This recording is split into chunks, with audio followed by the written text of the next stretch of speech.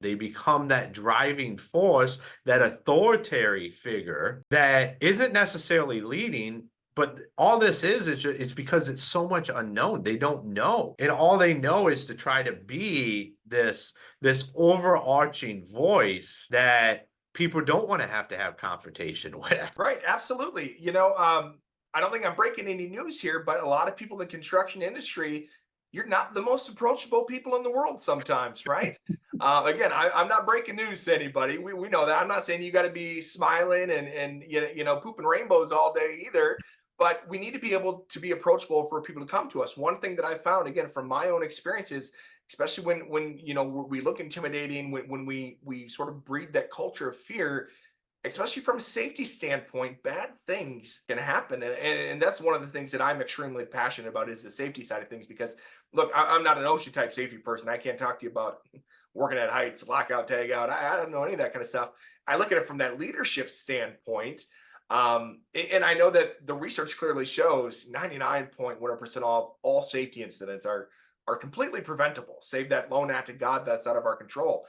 And oftentimes I'll ask people, I'll say, well, why do safety incidents happen? And they say complacency, shortcuts, distractions, fatigue, pressure, fear, that legacy mindset. And then I'll say, well, raise your hand if you've ever been guilty of one of those reasons when it comes to something safety wise. And everybody's hand goes up, right? We've all taken the shortcut at least once. We've all been complacent at least, but we've been lucky. But when it comes to safety, you don't want to rely on luck as a strategy because eventually that luck will run out. And I personally, I found out that way during my time in the military. So June 8th, 2005.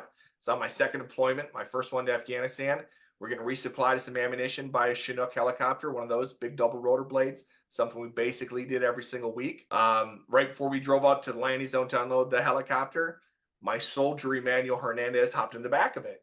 And I turned around and I was going to chew into his butt, right? I was going to lead through sort of that fear-driven mentality. But then I thought, you know what? I value that kind of work ethic in my soldiers. This kid, he wants to volunteer, come with some heavy boxes, dude. Let's do it.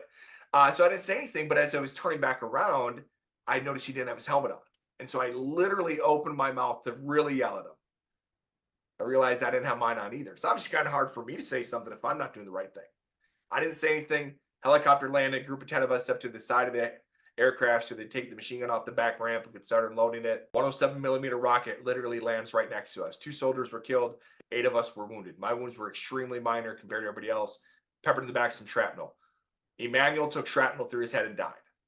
He died because I wasn't doing the right thing.